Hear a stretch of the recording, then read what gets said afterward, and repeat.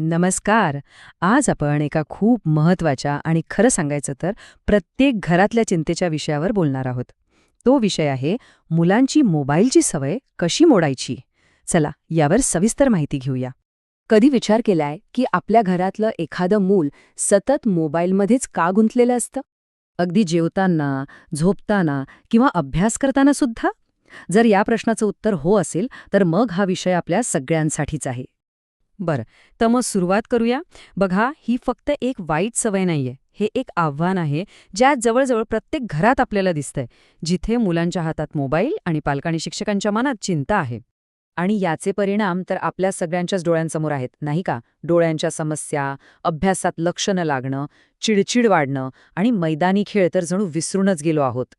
पण घाबरून जाण्याचं काहीच कारण नाहीये, खरंच. कारण यावर खूप प्रभावी उपाय आहेत आणि आज आपण तेच उपाय पाहणार आहोत, जे आपण लगेच सुरू करू शकतो. तर हे आहेत ते 4 मुख्य मुद्दे. स्वतः उदाहरण बनायचं, पर्याय द्यायचे, मर्यादा ठरवायच्या आणि प्रगती झाली की कौतुकही करायचं. चला, एक-एक करून बघूया. सगळ्यात पहिलं आणि खरं सांगायचं तर सगळ्यात महत्वाचं, आपण स्वतः एक उदाहरण बनायला हवं.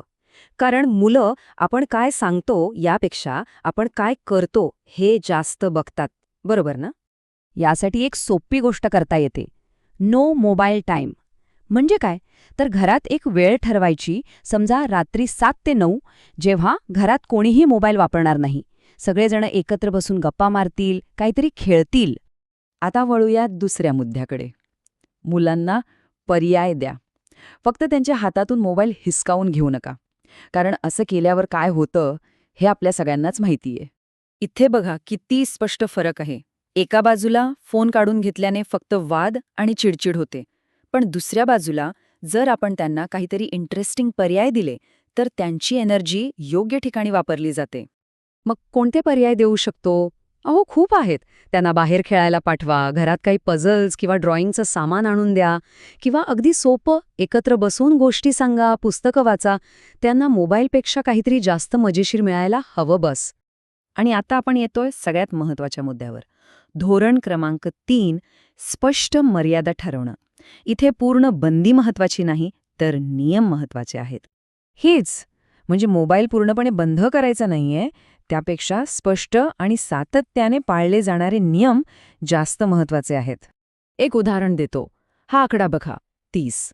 मी जेव्हा शाळांमध्ये पालक आणि शिक्षकांशी बोलतो तेव्हा नेहमी हेच सांगतो, दिवसातून फक्त 30 मिनिटांपासून सुरुवात करा.